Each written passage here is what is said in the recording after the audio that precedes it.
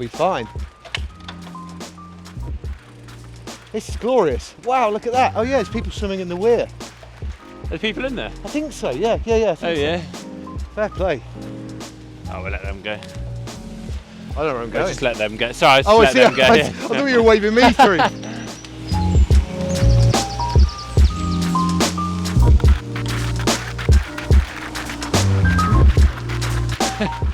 Yeah, you lead the way now. Yeah. On you go. Find the steepest, most horriblest climb you can. That's not too difficult around here. So Mark has very kindly come out for a ride with me. He's used to riding with 68 kilo professionals, not 100 kilo drummers. I'm not even 68 kilos, so. But you can keep up with 68 kilo pros. Try. Which is very kind of you to come out for a ride with me today and offer a little bit of support for the thing I'm doing in the summer. So I thought I'd take the opportunity to chat to somebody from GTN about, well, a couple of things actually that I've got in mind really. One is, I thought I'd ask you some quick fire questions to start with. Oh. So the first one is relating to 3 triathlon disciplines really. So if you could only do one for the rest of your life, of swim, bike and run, which would it be and why? Probably running. Okay. Because, wow, classic answer, the ease of it. Yeah. Yeah. Just put on a pair of trainers. Yeah, it's like the least amount of time within reason. You know, I can be away with my partner at a weekend and, you know, to get a good run in, I can get that out in sort of half an hour to an hour potentially, whereas, sure. Yeah, I love riding, but you sometimes need a bit longer to do that. Yeah. So, okay, here comes the curveball questions then. So, in relation to the same 3 disciplines, of a pro swimmer, cyclist or runner, which lifestyle would you prefer to lead? Oh, that's a tough one. I'd like to look like a pro swimmer. Yep. I'm not sure actually following a black line twice a day every day, because I pretty much did that for a lot of my life. I was going to say your background as a swimmer, right? Yeah. I'm not sure I want to go back to that.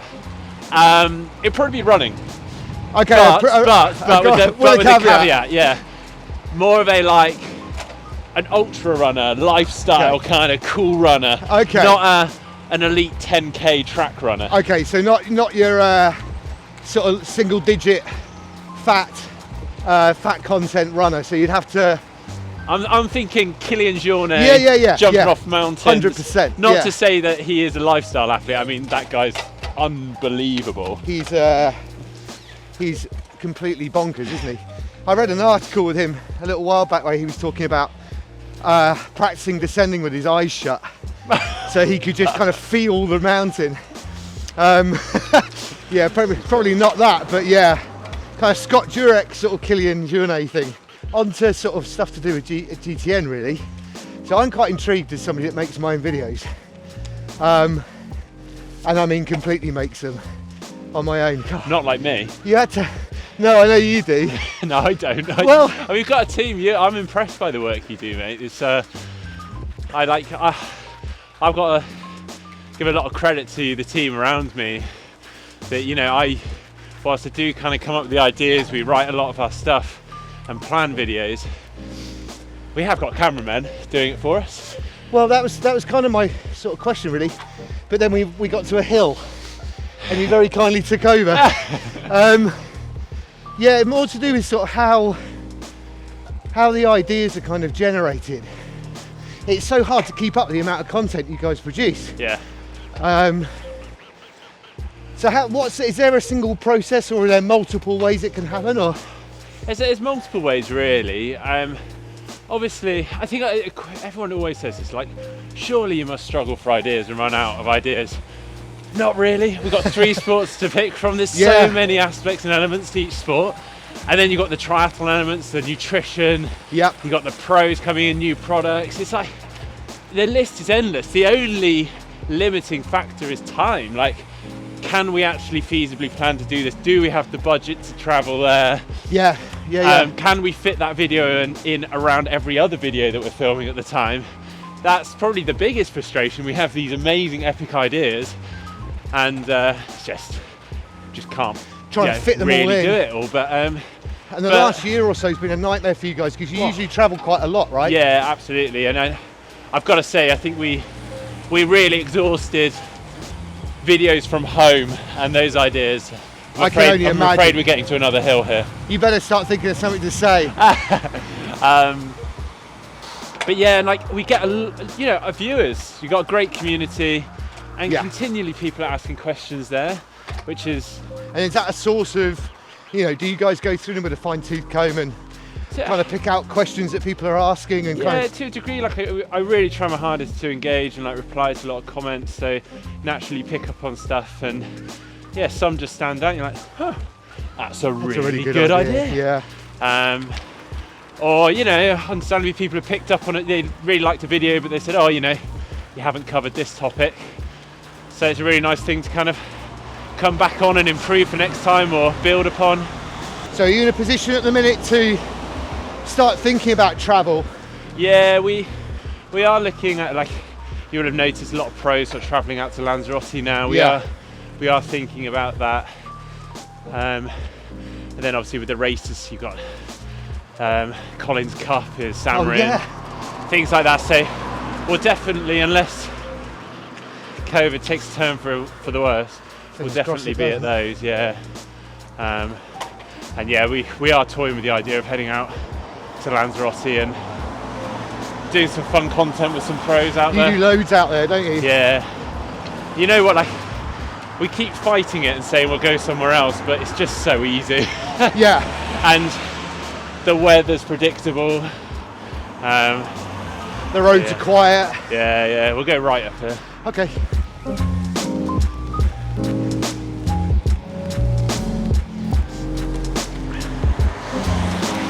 So in regard to the content that you're sort of planning now, I mean, have you got any kind of dream videos that you haven't made yet? Well, yeah, as you've probably seen, myself and Sam got stuck into a few crazy challenges this past year, to say the least. And there's definitely been a few sat there that may or may not happen. We've been toying with the idea of the Paddy Buckley round. Oh my god! Which is probably going to happen. Oh, that's insane. So yeah, then Heather and myself are looking at doing something somewhat similar. It's called the Welsh 3000s. Okay, I've not heard of that one. So it's basically 15 peaks in the Snowdonia range, all over 3,000 feet of elevation. Oh my god! And it's quite a famous walking route. And normally, so walkers try to do it in under 24 hours. Runners try to do it under 12 hours. And is there a record? Yeah, it's 4 hours. What? I know. Who holds that? 54k. In 4 hours? Yeah, and obviously pretty punchy elevation. Yeah. Insane, right? So that's nuts. Yeah, we're just going to go and do it as a bit of fun and take our time. But so the last big one you and Sam did was the 100 the Cotswold Way, wasn't it? And then we did the Everesting run. Oh yeah. Okay. I think I blocked that out of my memory, let alone yours. Yeah. That was insane. So talk me through a little bit about the training for that. If there was any. I mean, how do you train for something like that? Yeah, I mean, that is the problem. There wasn't really much training going on. And the problem is, I don't know, my priorities are very different these days in terms of training and everything. So I think you've just got to say this is happening, and it's happening in a few weeks' time. Wow. Otherwise, I just don't do it or don't train for it. So. But you must have, I mean, there must be some focus on staying fit to be able to do your job. Yeah. No, definitely. Like I do a bit, but I definitely should be doing more. But I know the Everesting run. I mean, Sam was taking the mick out of me because I literally went out a week before and just did a couple of reps up the hill outside my house, and I was like, "Will that do?" And he's like, "Mate, come on." You're going to need a lot more than that. Sam's a machine at the best he times is. anyway. He's so impressive. I mean, did you see the video that we did with him? Was it just at the end of the first lockdown where he'd done no training at all? He did the 5k, or was it 10k? 10k, in 32:30. Oh, he's such a talent. Oh, he really is, isn't he? Yeah, really is, yeah. He's a frightening runner and a lovely chap too. Oh, really good. Yeah, Oh, no, he's a I good enjoy value. it. Like, you know, I think it's testament to him really. You know, just doing 100k, and we were still having a great chat by the end. There's not many people out there who No. go through those highs and lows. No, and still come out smiling the other end. Yeah, after 11 hours or so. Yeah, you know, yeah. it's just so Yeah, 11 good. hours is a long time. I did an Yeah, ultra yeah. marathon that was Yeah. in Brecon that was 11 hours, and I did it with a mate. Yeah. And I'm gonna go right here. okay, he was certainly aware, you know, of each other's kind of where we were psychologically is a big Yeah. part of it. Well, by that stage, that's all there is, isn't there? Yeah. So yeah, I mean, I guess to some extent, all these kind of home, not home baked, I can't think of what the word is, but kind of home based ideas you guys have been coming up with, pretty much for an entire year. Yeah. Did you guys kind of have to go into a little bit of a kind of crisis management when it all started? A little bit. We had some big idea sessions, and the annoying thing was every time we thought we had a grasp of it, and It changed. we were like, yeah, okay, we've got some great content planned, everything would change, and yeah, like swimming pools, oh, they're reopened, no, they're not, and you just got them you got them filmed, a load of swim content That ready. is so frustrating. So there was a lot of videos filmed that never saw the light of day. There were videos filmed that then had to be pushed back a couple of months, and that was kind of a waste of time. So then you're suddenly so panicking trying to frustrating. refilm something, and you know, we were very much hand to mouth at some stages. Like we were filming videos for literally that day, the next day. Jeez, you know, which that's is like nuts. yeah, because sudden changes, which yeah, we don't really like to be in that position. No, of course not. So yeah, again, you know, hats off to the guys editing the videos, Absolutely. because that's yeah, It's a big job, yeah, and yeah, man. they have a schedule, I guess. yeah, so they- yeah, we all sort of like we schedule everything as a team, and I try and schedule our filming, and we work together to try and then schedule the edits and how it all comes together and is published. So That's crazy. Yeah, I mean, it's yeah. so involved, isn't it? yeah, it's funny, isn't it? So I think everyone thinks of a YouTube channel and imagines this influencer at home. I'm certainly not an influencer. Oh, I don't know. You do yourself a disservice, mate. Well, yeah, but we've got this great team behind us, people looking at the analytics, and I got find that someone- part of things fascinating. It really is. I'm like, yeah. Does that dictate a lot of your content at all in terms of demographic or? It really can. I wouldn't say everything, but it definitely points us and steers us in the right direction at times, Yeah. or allows us to understand why some videos have done well, some haven't. Yeah. Inside nuggets of information that we've managed to, they've researched or pulled from YouTube or something. It's like even down to what you'd say in the first 20 seconds and how much of an impact that can do on Is your that retention. right? Yeah, like I went in, you would write intros for videos and stuff, and you'd waffle around for 30-40 seconds, but the rest of the video was brilliant, but you're wondering why the Because the you video lost them in wasn't that performing. first 30 Exactly, seconds. yeah, and it's obvious stuff, right? So the But- key thing is to tell them what they're going to learn. Exactly, it's just little things like that, and the analytics guys can pull everything apart, lay everything side by side, explain the ins and outs, and so much deeper than that. So yeah, no, it is really interesting. It's fascinating. The metrics Yeah. are something wondrous that not even YouTube themselves understand. No, exactly. Well, that's the thing. Yeah, I remember someone saying actually when you remember the Martin Ashton road Oh bike yeah! party Oh video. my God, that broke the back of the internet, didn't Yeah. it? Well, I remember them saying that when that hit YouTube, it pretty much broke it. Yeah. Like they were like, They didn't know what "Holy to do with crap," it, yeah. Like the algorithms couldn't deal with it, and Yeah. I mean, that's amazing. That was isn't it? something else, wasn't it? Yeah. I mean, I think, would I be right in saying that the last sort of, I mean, you're saying you don't train really much anymore, but you had to train for Norseman, right? Yeah. Would you say that was the last sort of epic race that you really kind of went into sort of full tilt? Or have you done it? I wouldn't say full tilt. Again, like since I've been at GTN, my priorities are very different, and I sacrificed so much for triathlon over the years, and Yeah. weekends gone and everything else with that, and yeah, I had a fantastic time doing it, but I very much joined GTN for a semi-normal life, whatever a normal life is. But you know, like, yeah, I get it. I wanted my weekends, but I just want, you know, I want to stay fit, but I want to enjoy my weekends with my partner, etc. So even training for Norseman, yes, I trained hard at points. I made sacrifices.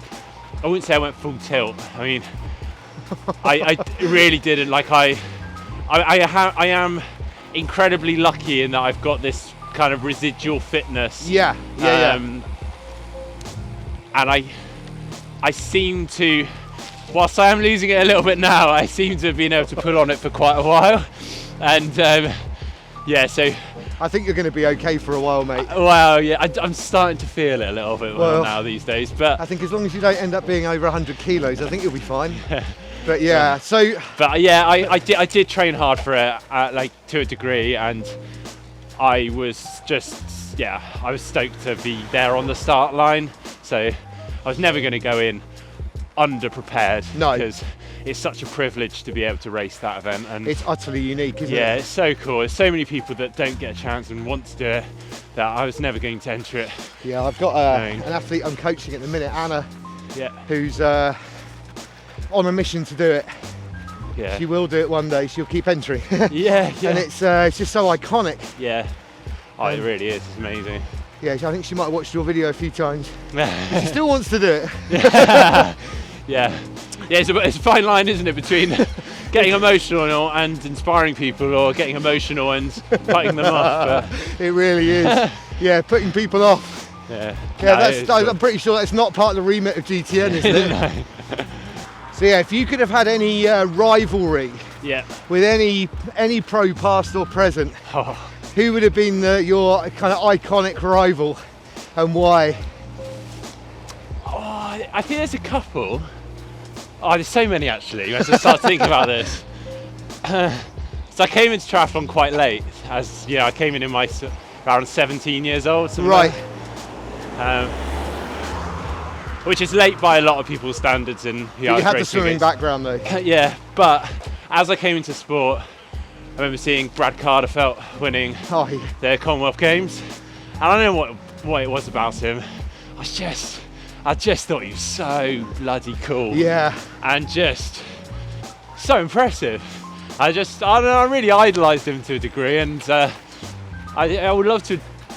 And I did race him. Did you? Well, he told me to cough at one point in a race. On the bike? Yeah, I was. To be fair, I was having a particularly bad day, and he told me to basically pull a turn off. Is that right? He was a super nice guy, but he was just getting a bit like, you know what? I was having sitting on the back, I was having a terrible day. I'm going left here. Okay. So I take it you didn't beat him that day then? No, he certainly didn't. But no, I'd wish to, or I'd love to have been at his level, to have had duke it out with him. Yeah.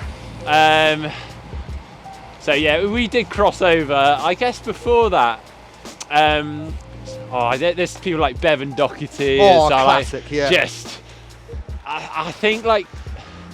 Would you be a Speedos and crop top guy? Yeah. Would you have gone full bore, like early 90s look? Yeah. Why did they ban that look? I mean, why can't we it's such a good look. Yeah.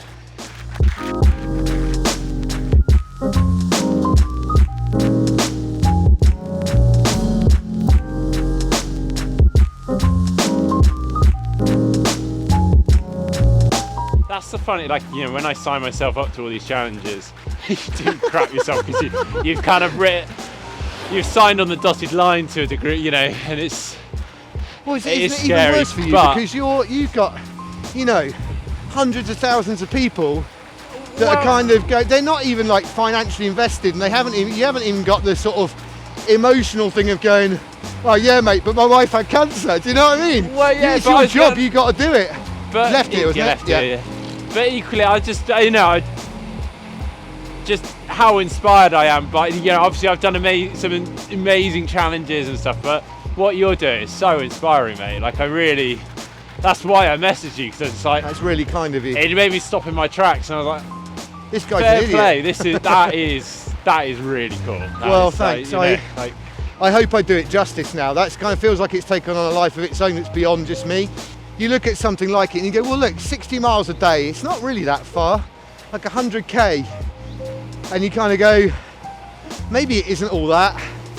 And then you go and run half marathon every day for a week. And then Hank goes and does 100k a week. and you can, okay, he's doing it around a full-time job. And he's in ribbons. And then you kind of go, oh my God. And then you get a message like from you and you kind of go, maybe what I'm doing is insane. But then you read Mark Beaumont's book or you watch it and you go, hang on a minute. Like this sits like in a sweet spot of like, I think anyone could do it, but it's still mental. Yeah. I mean, don't get me wrong, it is mental what you're doing. Well, thanks for that.